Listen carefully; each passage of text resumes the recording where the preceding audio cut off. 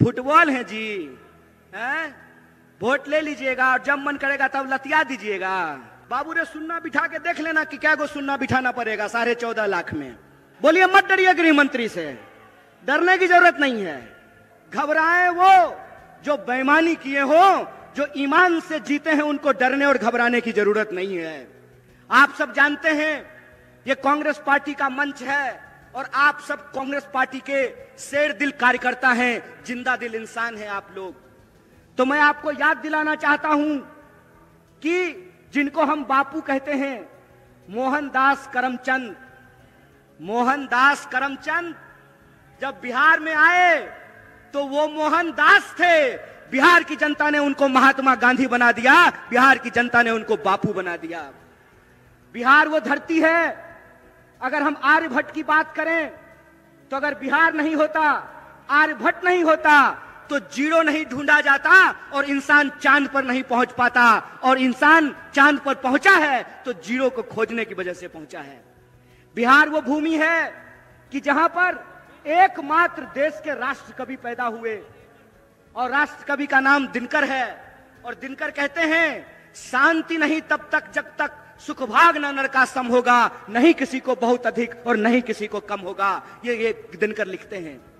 ये बिहार की जो ऐतिहासिक परंपरा है, ये बिहार की जो गौरवशाली परंपरा है, उस बिहार की गौरवशाली परंपरा को धूमिल करने का काम किया है भाजपा ने। बिहार की गौरवशाली परंपरा को पलटू राम बनाने का काम किया है भाजपा ने। इसीलिए मैं आप तमाम लोगों से एक अपील करना चाहता हूं, सवाल चुनाव जीतने का नहीं है, सवाल किसी को मुख्यमंत्री और प्रधानमंत्री बनाने का नहीं है। सवाल यह है कि बिहार में रहने वाले जो 14 करोड़ लोग हैं, चाहे वो किसी भी जाति के हों, चाहे वो टीका लगाने वाले हों या टोपी पहनने वाले हों, किसी भी धर्म के हों, किसी भी संप्रदाय के हों, किसी भी बोली को बोलने वाले हों, चाहे वो मगही बोलते हों, भोजपुरी बोलते हों, मैथिली बोलते हों, अंगिका बोलते हों, कोई भी भाषा बोलते हों, बिहार के जो 14 करोड़ लोग हैं उनके आत्मसम्मान का सवाल है। फुटबॉल है जी, हैं? वोट ले लीजिएगा और जब मन करेगा तब लतिया दीजिएगा, हैं? ये जो बिहार के लोग हैं, बिहार के लोगों को ये सोचना पड़ेगा। महज अपनी कुर्सी के लिए, महज अपनी राजनीति के लिए, महज अपने चुनावी गुनागणित के लिए बिहार के भविष्य को अंधकार में धकेला जा रहा है।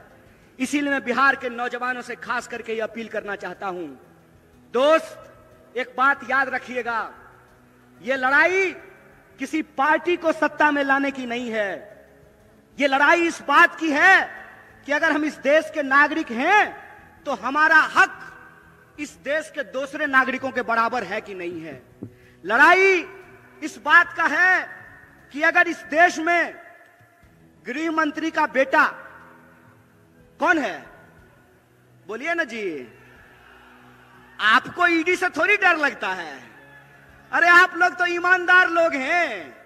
आपके घर पे अगर इनकम टैक्स वाला आ जाएगा तो उल्टे उसको चाय पिला करके जाना पड़ेगा। आपको घबराने की जरूरत नहीं है।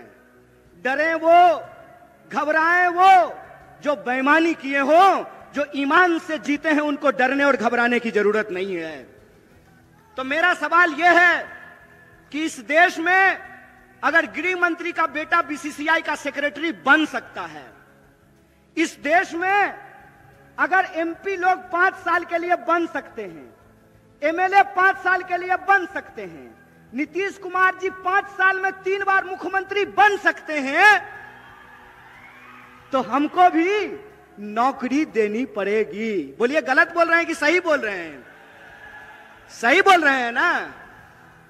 अगर यहां बैठे हुए हमारे नेता आदरणीय जयराम जी 6 साल के लिए सर आप एमपी बनते हैं और आपको पेंशन भी मिलता है राज्यसभा में, तो आपको अगर पेंशन मिलता है तो देश की रक्षा में खड़े ये जो सिपाही हैं वर्दी पहन करके सामने खड़े हैं, आपको पेंशन मिलना चाहिए कि नहीं मिलना चाहिए? बोलिए मत डरिए गृह मंत्री से, डरने की जरूरत नहीं है। इसीलिए मैं कहता हूं ये न्याय की बात है। न्याय की बात यह है कि अगर इस देश में प्रधानमंत्री के चंदादाताओं का 14.5 लाख करोड़ कितना? 14.5 लाख।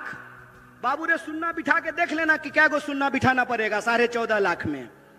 14.5 लाख करोड़ अगर प्रधानमंत्री के दोस्तों का कर्जा माफ किया जा सकता है, तो बिहार के भीतर भी मखाना उगाने वाले, मक्का उगाने वाले, धान उगाने वाले, गेहूं उगाने वाले और सब्जी उगाने वाले किसानों का कर्जा माफ करना पड़ेगा। बोलिए गलत बोल रहे हैं कि सही बोल रहे हैं? कॉर्पोरेट का कर्जा माफ कीजिएगा और किसान का कर्जा माफ नहीं कीजिएगा। बीसीसीआई का सेक्रेटरी बनेगा गृह मंत्री का बेटा और हमको जो है ठेके का नौकरी दीजिएगा। मंत्री बनेंगे 5 साल के लिए, प्रधानमंत्री बनेंगे 5 साल के लिए और अग्निवीर योजना के तहत हमको 4 साल का नौकरी दीजिएगा। 4 साल का नौकरी दीजिएगा और उसमें देश की सेवा करते हुए अगर हमारी शहादत होती है, हमारी जान जाती है, तो हमको शहीद का दर्जा नहीं दीजिएगा।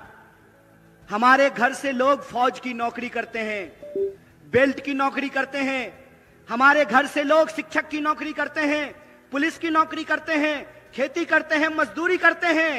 इसीलिए हम मंच पे खड़ा होकर के राजनीति नहीं करते हैं, न्याय और हक की लड़ाई लड़ते हैं। ये बात याद रखिएगा।